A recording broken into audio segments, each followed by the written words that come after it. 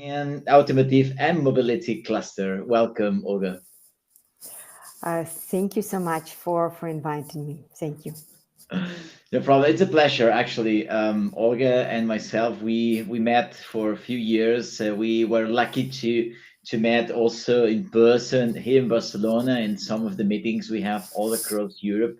And we are just here to discuss some of the situations that we are having nowadays. I would say probably, Olga, if you agree, probably the most hot situation that we are managing those days. It's in the present is all these changing on politics that we are having in Europe related to I would say, yeah, global warming and yeah, all related to sustainability. It seems like Europe is just kind of a stepping down on the all the regulation, on some of the regulations, and definitely is pulling back all this documentation required for the companies to fulfill all these yeah regulations across. I think that was crazy for our companies, and I have some companies they had to hire one, two people just to fulfill the documentation. That's crazy, especially for SMEs. They do not have those margins to be hiring extra people for that. And yeah, they talk about some reductions there. We'll see. And later on we can talk also, especially for these competitive compass that Europe just announced, right? Regarding the automotive industry, mobility industry in general, I would say, but they should have a high impact on the automotive industry. Um, it's crazy that we are just moving somehow backwards on that, but at the same time, it's some relieving, isn't it? Sure. Yeah.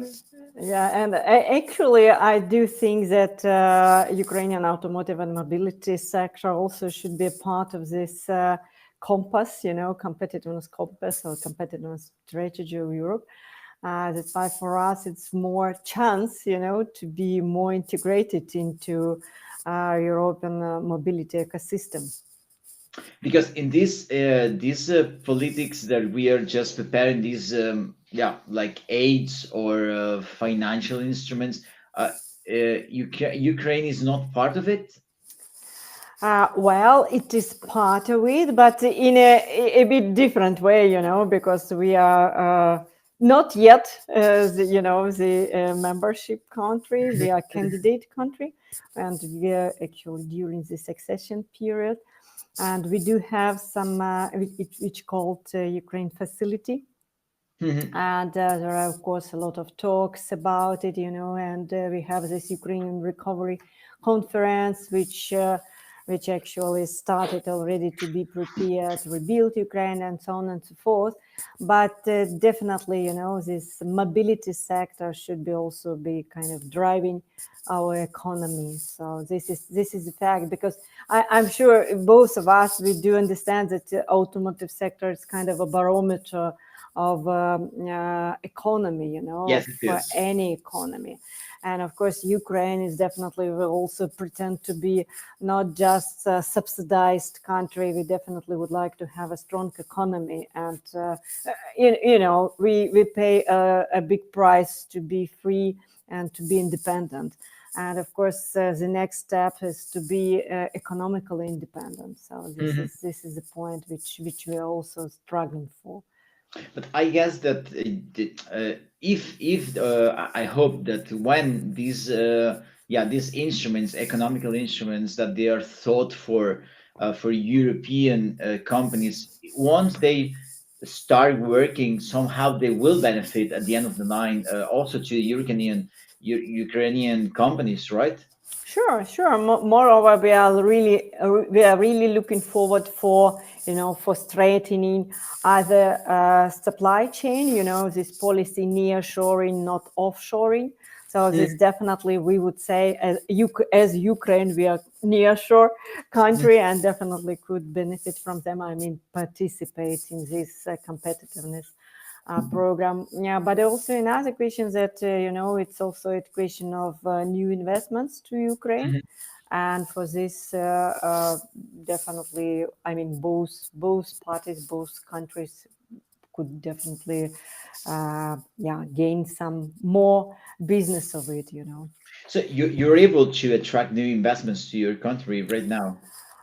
Well, good question, actually. Yes, we do. Okay. And also even in the automotive sector. So there are a lot of investments right now in other sectors, Mhm. which is probably more attractive right now. But for actually, you know, there are a lot of investments in defense sector. Mhm. But I also would like to say that there are also some investments or pre-investments negotiations for automotive sector. Mhm. Last year in November, we had this Ukrainian Automotive and Mobility Forum, which we organized by our cluster. Mhm. And we had also investors from Germany. And they are not just come and go, they are really proceeding, and they visited Ukraine several times after November 2024. Mhm. And right now, I think they're already in a step of negotiation. I mean, which place to choose, because Mhm. they you know, Ukraine is a big country, It so is. they travel around, and I think they already agreed the place to invest. Right now here in Spain, and I think it's something happening all around Europe. I would say, even especially in Germany, there are, of course, there are huge numbers, yeah, sounding around defense. You mentioned that about security, yeah, sector or defense sector, military sector, and I don't know if it's your case, but we are seeing some of my associates, and when I spoke with my colleagues all around Spain, they also have the same experience that some of our companies are looking forward to enter the defense sector or military sector, because I mean we are not talking only about manufacturing weapons or bullets. We're talking about, clothes, food. There's many areas where companies can contribute to that sector, and that's very clear. In Germany, I think it was last week or 2 weeks ago, they approved the highest budget for defense in the history, or the recent history of Germany. That's a huge numbers, and I'm seeing at the same time, probably same happening to you, but here in Spain at the same time, automotive industry is going down on demand, and at the same time defense is going up or will go up on demand. And so some of our companies are approaching, are studying, are considering to move to this new, not new, this new, yeah, this growing sector. And it's quite concerning, to be honest. It's quite concerning. I Well, it's I mean, difficult to from comment the industrial anything point on of it, view, you know. yeah, yeah, from industrial point of Uh, view, I understand the movement, but it's concerning that this is happening, yeah, actually. it's true. It's true. I mean, I could also comment from our side. Of course, without it, you know, without this rechanging or rethinking or replanning the path, it wouldn't be possible to survive. And you know that it was a plan, you know, to to to stop the Ukraine as a country during 4 days, which didn't happen in 2022. Mhm. And one of the reasons why, exactly because most of our companies, and you are absolutely right, including textile company, food processing company, and other companies, they just start, you know, delivering and producing and delivering for defense purposes or Well, military purposes. This is one of the reasons why. I mean, mhm, of course, we are very thankful to all countries who supported us. But again, without our replanning of our production, it mhm, wouldn't be possible. mhm. One of the things that I see, it's something happening. Not we are talking here about the sector. So some of the companies moving or expanding their sector, so they're not focused on automotive industry anymore, and they are moving to approach new sectors. They can use their know-how or capabilities to produce and to provide other sectors. But something similar is also happening on a geographical point of view. In our case, Spain is very close to Morocco, to north of Africa. So some of the companies are also thinking to move there to keep their production for automotive or other industries as well. So what I'm saying is this movement on looking for other sectors, looking for other territories, and yeah, it's quite a challenging time as we are as a cluster managers to support our companies on these movements, because at the same time we are trying to keep them alive, which is for me one of the most important things, because I mean they are the basis for, yeah, for other families to provide to the families, right, to be able to have a business, to have salaries, provide taxes yeah, to the politicians, to the administration, so for everything keep going. But at the same time, what we are if I look at all of these from another point of view, and sometimes I wonder that we are helping our companies to exit the automotive industry and exit our country at the same time, right? Not this dramatically, maybe it's not this dramatic, but somehow we are doing that. We are helping them to survive, even if this means to move to another country or this means to move to another sector. Well, it's a good question, but sometimes we could say even that it's also connected with policy and also philosophy. Because we do remember how 20 years ago most of company moved to China, Yeah. and now. So, and we do remember that 30 years ago, China was in a level of medieval. And now, so right now, Europe is developing Africa. Good point, because for this reason, you will definitely have less, how to say, people without job in Africa. It's actually quite human, humanitarian question. But again, what will happen next in 10 years? This is a question. And if we are talking about competitiveness competitive Europe and competitiveness strategy of Europe in manufacturing, it means that we shouldn't really move far away the production sites. And we, of course, we do aware and we do know that there are a lot of automotive companies in Morocco, in Tunisia, in Egypt. It's a really kind of boom there, automotive boom there, and unfortunately not in Ukraine. So that's why we always try, to kind of, to offer also Ukraine as a partner for new investments, for new business. Because again, we are already considered to be a candidate country. I'm not sure that it would be possible for Tunisia and Morocco for next 10, 20 years.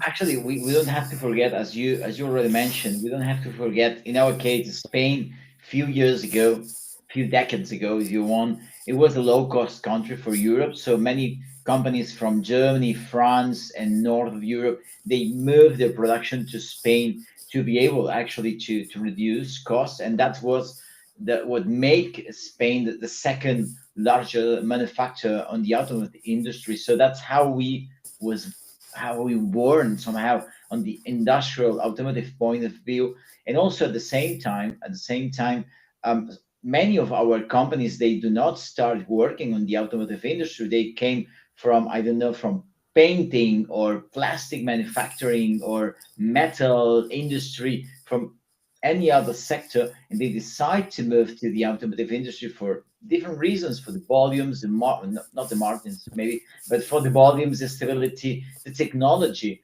definitely. So I think it's for us, at least for me, it's quite challenging to try to support all these movements that our industry is having, both geographically and sectorial. It's not easy to be there for the companies. And what I'm finding out is I think somehow we need to look for the bigger picture.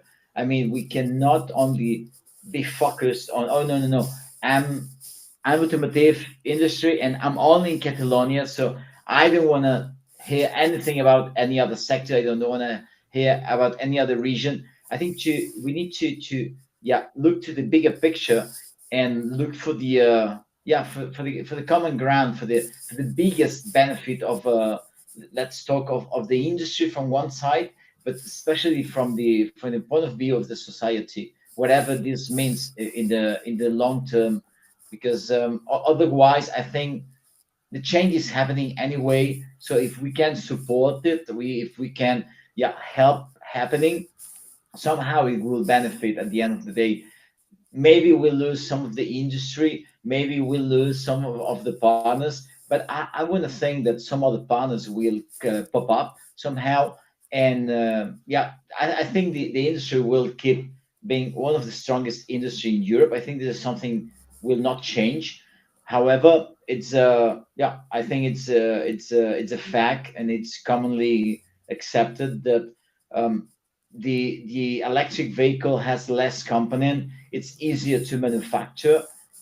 Somehow it's going to be less people required for this industry in the long term, despite some other jobs will appear related to connectivity, Yeah.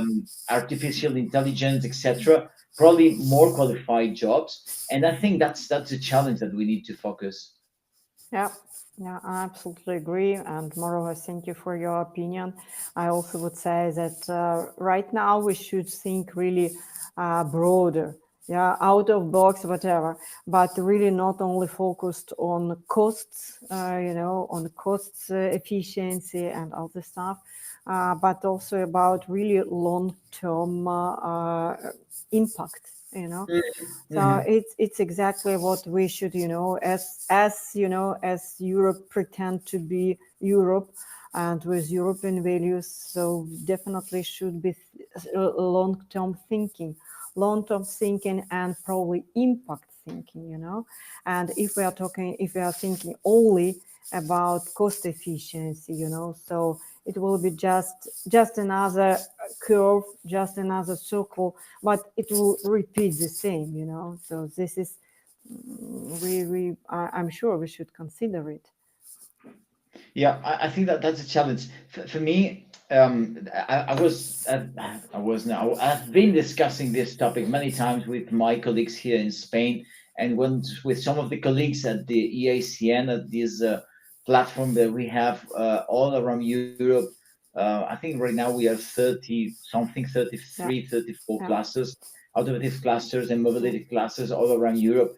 One of the topics that we have been discussing is how to support all these movements. I mean, on the day-to-day activities, because for me, one of the focuses that we are been discussing with our team in the automotive industry cluster here in Catalonia, it's what's our role here? What should be our focus? Because right now, we are a cluster that in the last few years we really focused on developing industrial projects, pilot projects, testing projects.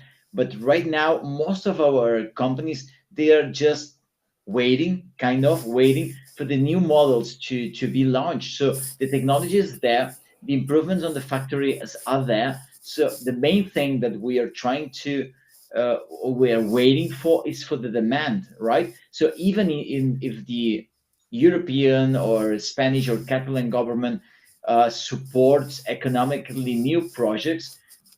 Right now, yeah, providing demand to the electric vehicles or hybrid vehicles is the main focus that we need to provide. So in all this situation that we have, we realize, Olga, that probably one of the main things to do, one of the main topics to approach is information. Information.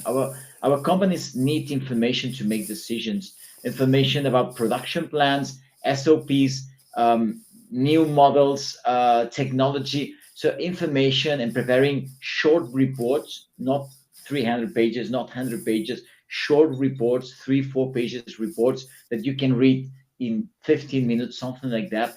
That's one of our focuses. So we are trying to provide them with the vast information available to support them to make good decisions, because they need to take decisions whether they like it or not, whether they feel they are ready or not. They need to make decisions on the day-to-day basis on hiring or firing people, or investing in new technology, or investing on, I don't know, molds or stamping or new machinery, whatever. they need to take those decisions, whether they feel they have enough information or not. So right now, for us, this is one of the main activities that we are trying to accomplish, is providing the most accurate information. I don't know what's your where are you focusing right now as a cluster, to support the companies in your country. Good question. Well, information is of course the first. Yeah, and information, I would say also communication, yeah, which is a bit different topic, but still very, very important, For us, of course, it's very important thing to be, how to say, to be not only united, but to belong to some broader community, and our participation in EICN or in exhibitions or in some fairs, it really add value to our companies, because again, even when we providing some forums, of course we invite speakers from abroad, from and it's really important. But again, I would say, just to distinguish a cluster from information agency. So we really trying.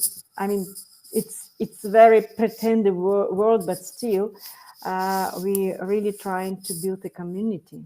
To build a community. Yeah. So this is also important. Not only to belong to European ecosystem, which is one of our actually strategic goal, which is our mission, but also to be community inside the country. To be to have companies which are, how to say, share the values, and it's not only just words, but we really, when we accept new companies, we really somehow trying to assess if this company really have kind of shared values, and really could be, how to say, reliable to our community. So this is the point which I would say. I mean, it's always changing. There is nothing stable anymore. And not only in our country, but I would say in the whole world. So the whole situation, the whole order is in order, So that's why I would say also about our cluster, it was changing from last years, and right now I really have my understanding that we are really trying to stay with companies and newcomers who is really share our understanding of doing business, understanding of cooperation, understanding of our common goals. And let me ask you, how are you working on? I mean, on the day-to-day activities, how are you working these building communities, these shared values? What do you do to create that? That's very interesting, Olga. Well, well, as far as everybody's overloaded right now in Ukraine because of the lack of everything, So it's quite difficult to say how and how we do it on a daily basis. But it's happening, even when we have online meetings, even if we participate in some events, even if we do something together, even if we, I don't know, going to study visit or organize forum or participate in a conference, or just exchange experience, or just, because sometimes they're just finding, we have a lot of cross cooperation inside the cluster between our members. And it's also quite interesting because we didn't thought that it could be interesting. We have our e-learning platform, and when companies have a possibility to learn, and actually their staff also have a possibility to learn for free, and it's automotive topics. So there are, it's interesting, with my perfectionism and maximalism, I would say we don't work enough, but yeah, it's we do There's what many we things to can do. do.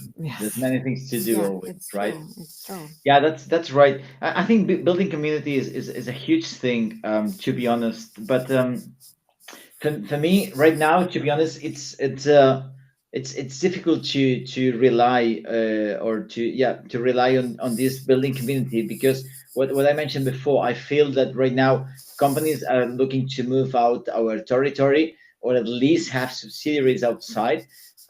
Companies are also looking for another sectors different than us, and yeah, somehow it's not for me sharing values. I think that's something that can unite us, but the cross collaboration, it's 100% as well.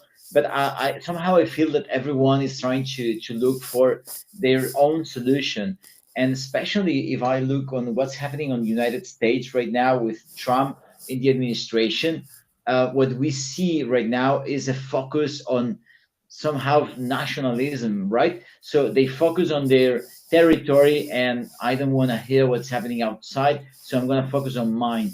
And somehow I'm worried about something similar happening here in Europe.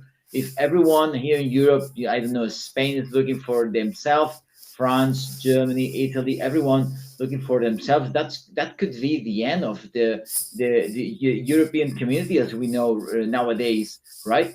So maybe you in the future you don't want to join the economic Europe in the future if we were not able to keep it. You know what I mean?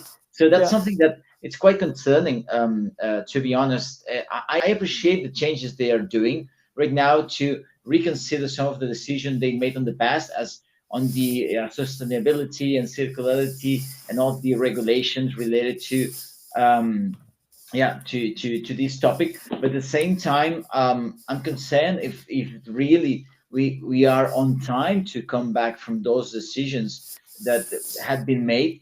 Because I was talking to an expert, or yeah, I would say an expert on geopolitical topics few months ago, and he felt that maybe we are at point that there's no coming back from that. So I don't know if we are still able to save the industry in Europe, to be honest. I'm not talking specifically on the automotive industry, but I'm talking industry in general, because we really have some big challenges that we need to face. And I'm not sure that we are brave enough to face those challenges from the administration point of view, I mean. And the companies, they are taking decisions to survive, whether it's automotive industry or moving to another industry, whether it's in the territory or moving outside the territory. So that's no questions about that. But here in Spain, we are debating to reduce the how many hours we are working on a week. And some friend just, I think it was yesterday, a friend sent me yeah, like a report on well balanced life between job and personal life. I would say Spain was number two. I would say, Oh, oh my really? God, Wow. how are you gonna how are you gonna survive that, right? Because I love that Spain's number. I don't know how reliable are the funds on that, right? The information on that, but I would say Spain has a quite good balance, but I'm not sure that we'll survive on the industry point of view if we keep in those directions. Because from the human resources point of view, on the meetings that we are having in the cluster, it's getting harder and harder and harder to move, to navigate these legal um, there are improvements. Let's say improvement. There should be improvements that we are having, and that's a challenge for our industry. Yeah, big challenge, Olga. Yeah, I would fully agree. I only, I do share all your concerns. I didn't know that that you speak it loudly. Of course, we have a democracy and so on, but still. But I could only add that from my point of view, it's quite looks like done on purpose. This ancient quote, divide and conquer. So it's really, really looks quite pretty as it is.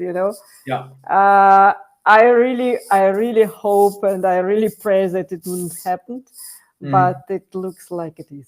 Yeah. Yeah, I don't know. For us, managing information right now, as I mentioned before, is probably the most the most important topic right now. And I would like to ask you, because you made a difference between information and communication. How is different for you? How is it working that different for you? Can you elaborate on that? Ooh, I actually am not from this theory point of, No. but okay, just my understanding that information you're just informed. It's one way, Okay, okay. so you're just informed and good if you have feedback. Not okay.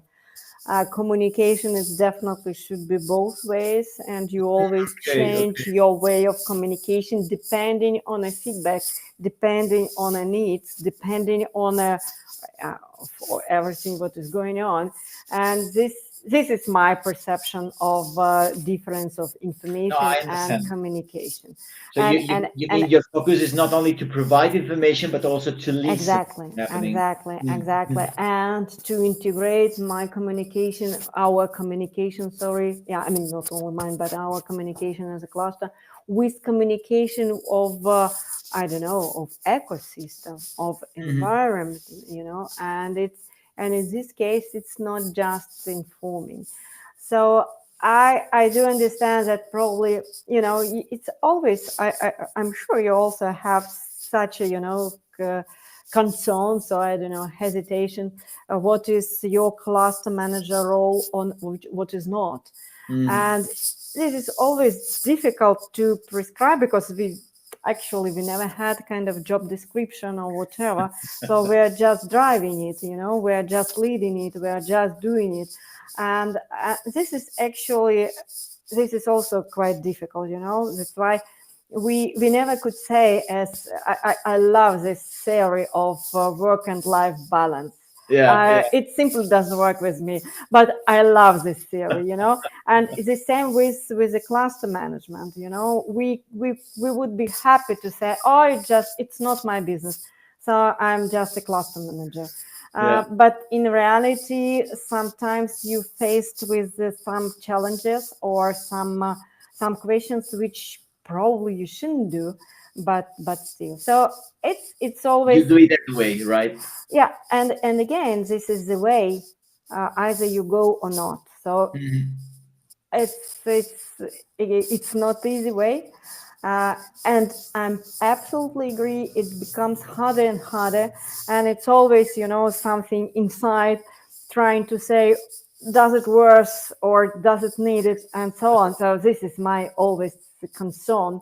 But then you see, yes, it is needed. So which means yes, which means it's a communication. But Mm. really, well, probably you have similar thoughts about it. Yeah, yeah. I mean, cluster manager is a kind of a learning by doing, right? You go doing and you learn at the same time.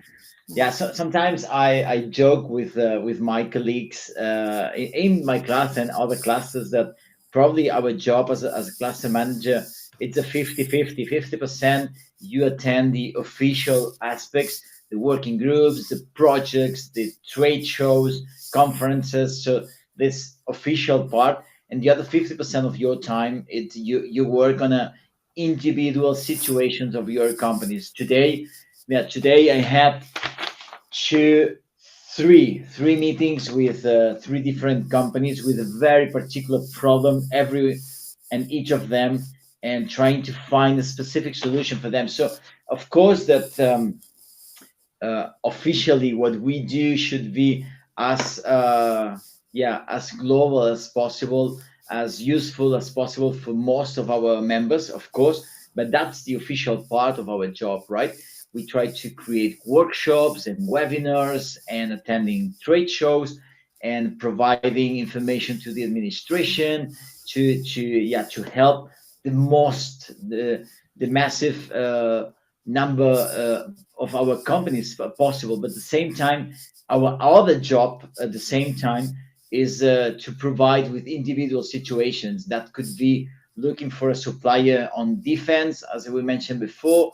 It could be solving a financial problem with a financial institution, right? Or it could be having some problems to export a product or import a product, and you have to try to help them with the right contact to do that. So there's a, yeah, it's a kind of a 50-50 job that we have there.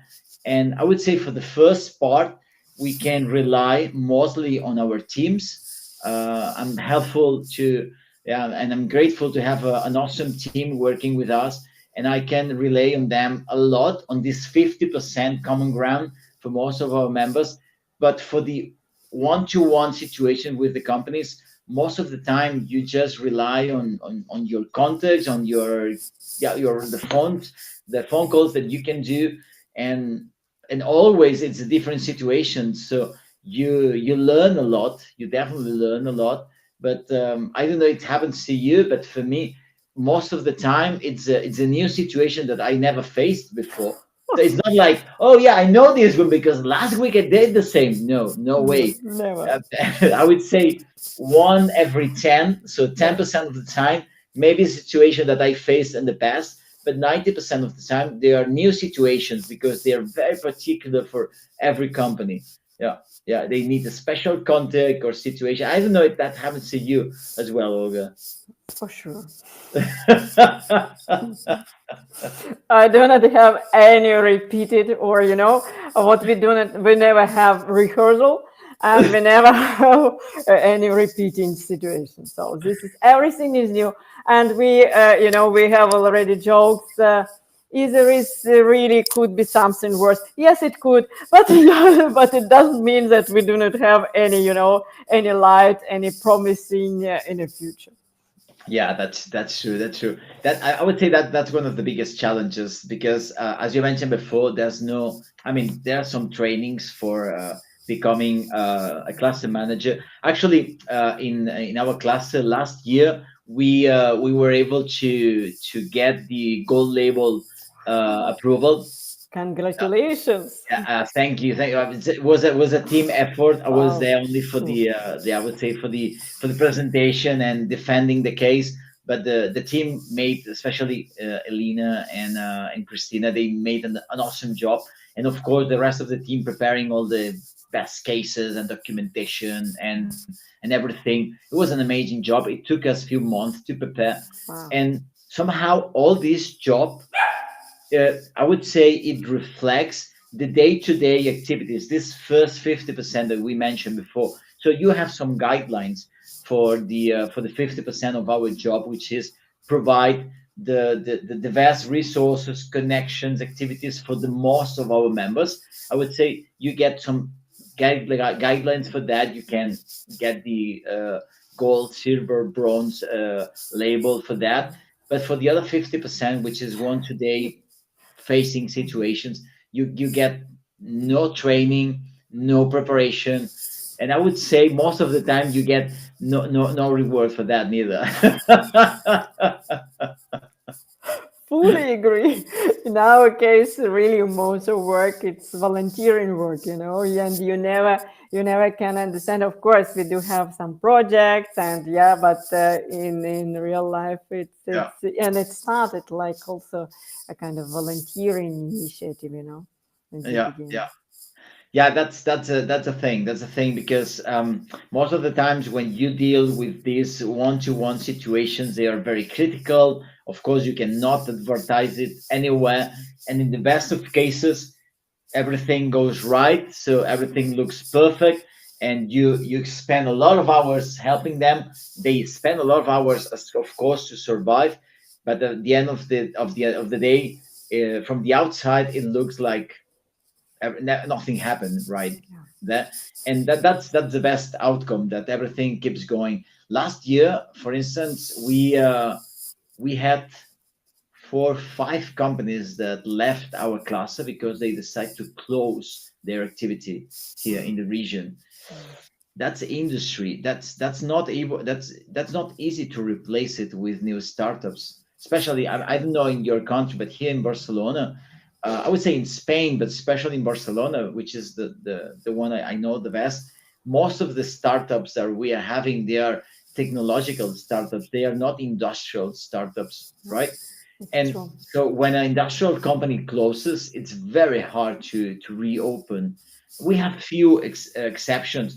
We have a nice project in the, I don't know if you remember, but at the same time of the pandemic, there were three big companies they decide to close their activity here in our region, which was Nissan. That was a huge impact. Nissan closing the activity, also Bosch and Continental. And I'm very happy to share with you that right now the old facilities from Nissan, they are being used for a new OEM project, which is a Uh, joint venture between a Chinese company and a local project. And they both they keep their own brand.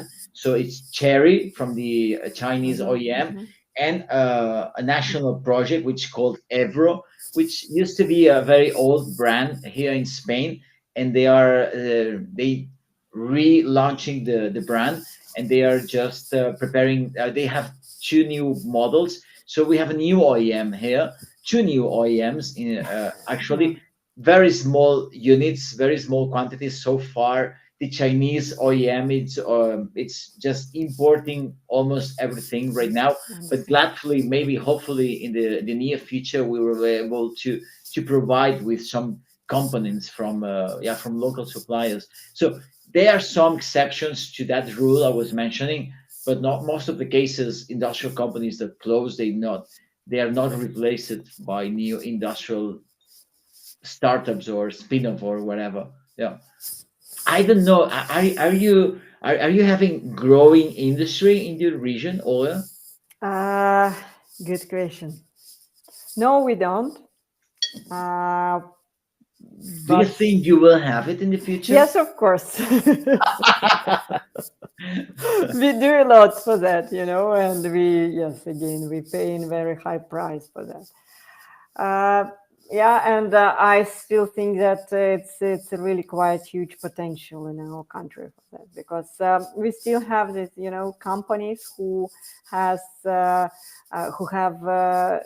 highest KPIs, the best KPIs among their holding Mhm. among other companies, and also quality of art, so, and this is industrial culture, this kind of competence is quite difficult to replace with African companies, with, Yeah, yeah, yeah. I do understand that it's probably not the rocket science, but still, when you have it on kind of heritages, industrial Mhm. culture for 100 years, it's quite difficult to be replaced. So that's why I Yeah. still do believe in manufacturing potential of Ukraine, and of course automotive potential of Ukraine. And Mhm. again, our market is growing. This is the fact. This is the fact. So the market is growing year by year, and You yeah, mean the market? yeah, automotive market. I mean, new cars, Awesome. buying new cars or second-hand cars, but also new cars. It's increasing. The amount of electro cars, it's really increasing. The Awesome. increase of electro cars, it's even higher than in average in Europe. Is it? It Whoa. is, yeah, it is. It is. Uh, this is the facts, This is the facts. I wouldn't say, unfortunately, that we do have a new OM yet, but hopefully, but our OM, which exists, our Skoda production cars, it's they're in a good shape. I mean, Mhm. they're producing every day and they're delivering products every day. That's awesome. Are you feeling that these new industrial companies will be Ukrainian companies growing up, or you feel it's more like investors that arrive? I mean, international companies coming to Ukraine to invest and set up production plants there. Both ways, and even third way when it could be a joint venture, as you described right now. So I'm sure it could be possible in all these ways. because we do have, of course, 100% Ukrainian companies who actually don't have any plan to be sold or to be, invested by somebody else. And they feel quite good, and they have growth in their production side, they have growth in their sales and so on. We have foreign companies who are delivering again their products every day to European companies, to European OEMs, and definitely it could be a joint venture. Actually, we do have joint ventures also in Ukraine who are also doing quite well. So this is all possibilities, So you're looking forward to receive an OEM in your region. Yes, we do. Awesome, Yes, we do. awesome. Do you participate somehow on those negotiations or presentations as a cluster? Well, right now there is no ongoing negotiations, but actually, yes, somehow we even trying to connect. So this is usual cluster work, and yeah, this month, Uh-huh. in March we had we were invited actually to do kind of our panel discussion in a conference, in a forum which we organized by Ministry of Economy, and it was exactly about new strategy development. So, Awesome. which means, would it be considered as participation? Probably yes, because we are personally were invited. It was a separate panel for our cluster with our cluster members, and yeah, as a result, they also, we gave our proposition for the country strategy, for the strategy of our country, and how we will be involved or not in negotiations, I do not know, because it's very clear. But we do have already our voice. This is important, which That's very interesting. before That's we very interesting. didn't have. I Yeah, think yeah.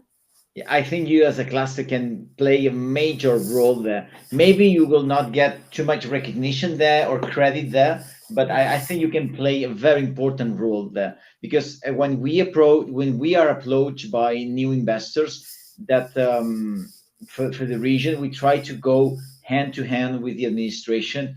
And one of the most things that I would say the most important thing that new investors are looking forward one is, of course, money from the administration, no questions about that. But the other one is all the ecosystem there, right? If there are universities, there are technological centers, suppliers, providers, etc., etc. So to have this big picture, it's very important for a new investment, and no one as a cluster can provide that information better. So I think there you have a very important role to play.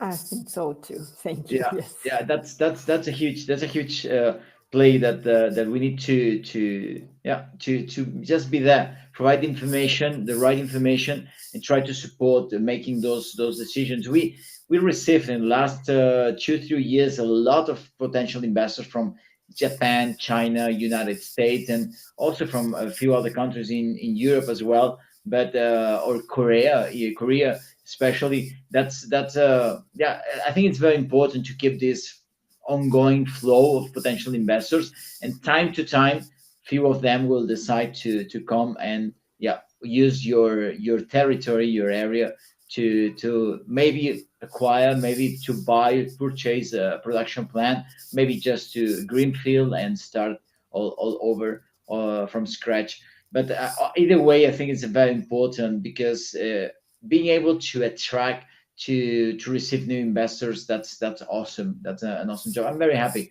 that you're participating in that, Olga. I think it's a very important. No, I mean it. It's very important for your region. Yeah, sure. This is our way to survive and to develop our economy and make it stronger. This is clear. Mhm. Let me ask you, what about labor? Do you have any problems or challenge about human resources, being able to have enough people in your production plants right now? Well, we used to say that no, we do have a lot, but right now I wouldn't say so. It wouldn't be truth. And yes, we do have actually, I would say we do have the same challenges as in Europe. Just the reason another, just Yeah, with another reason. But yes, we do have already lack of skilled and reskilled workforce.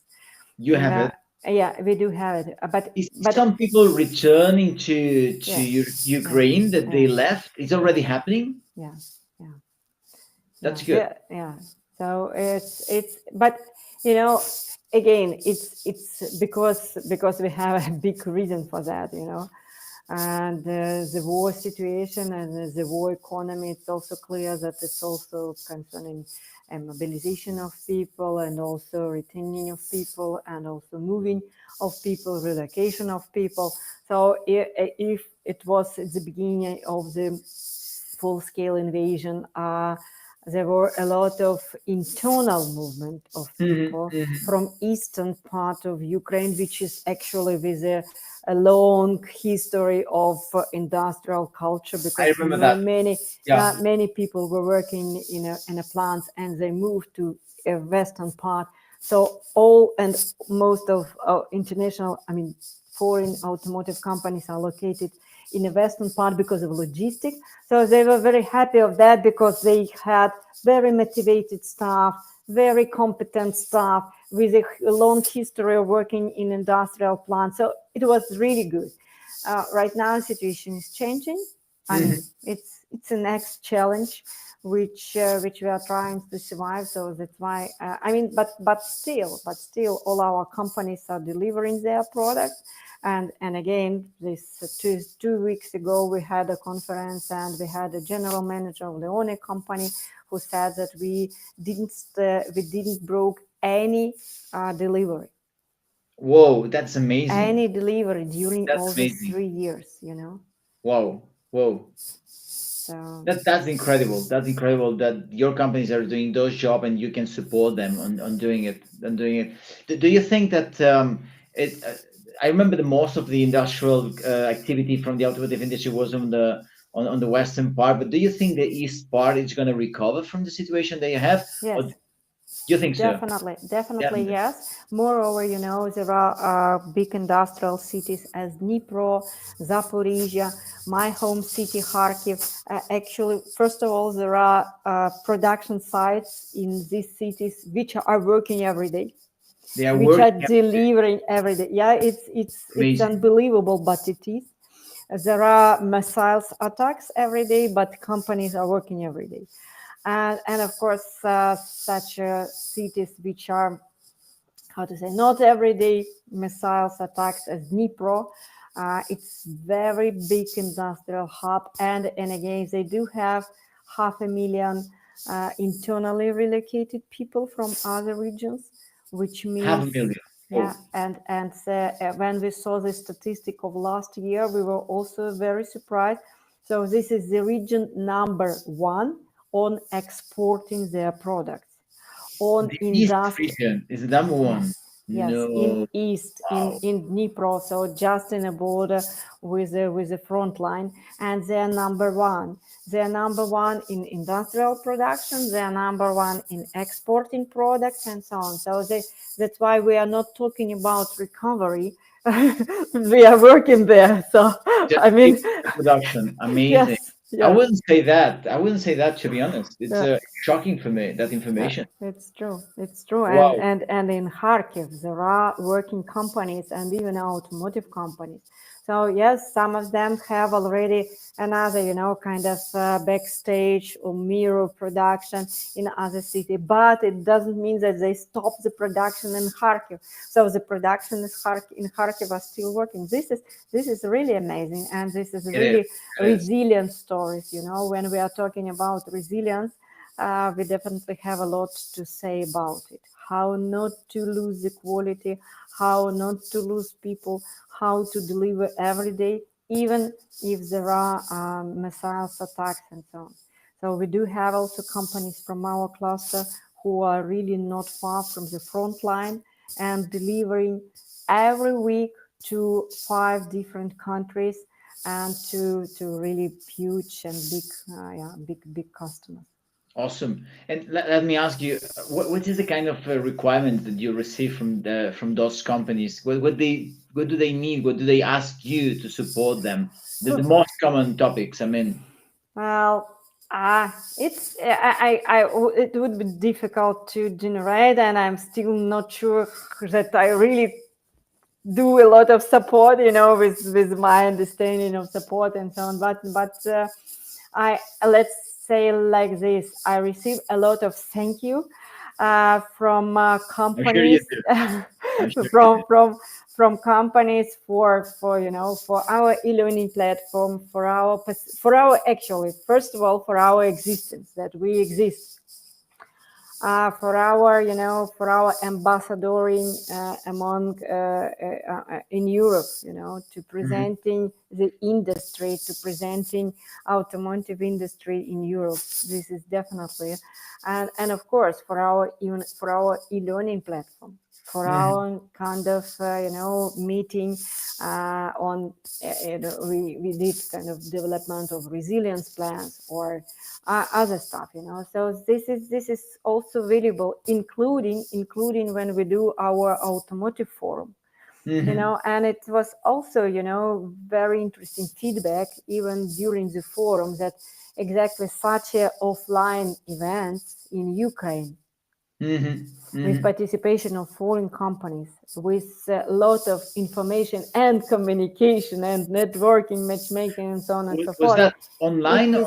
or It was offline. It was offline? So you're offline. present. Yes, it was in Oh, Lviv. amazing. Where do you Exactly. host this event? It was in Lviv. Okay. Yeah, and for them again, they said that it's very valuable. It Kind of. Sorry to say, but it's also not only information exchange; it's also energy exchange. is. Mhm. And this is exactly what people also need. You know. Absolutely, absolutely. Okay, my friend. I think we are close to the 1 hour line. That it's not mandatory to, but I think it was very interesting to share with you those insights. And I would say, if anyone wants to contact you, we can provide your contact Oh, information, right? I oh. can say from my own experience that you are very open-minded about collaboration and finding opportunities everywhere.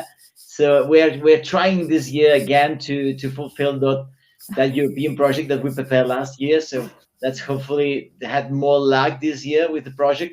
And I would encourage anyone who wants to collaborate with you guys from Ukraine to contact Olga. It was very nice exchange that we had in the last few years. And personally, I would say that your companies can get any luckier to have you there at front of the class. I mean it. I mean it, Olga. I think your effort and your resistance and resilience, it's amazing. I think you're doing an amazing job. So thank you very much, Olga, and we stay in touch. Okay. Thank you. And just not to forget, you were the first actually cluster and the first cluster manager who organized on 7th of March 2022 the event with automotive clusters and automotive companies. And the topic was the war and, this full-scale invasion into Ukraine. So Yeah. thank you for that. And I do remember that you started with a minute of silence.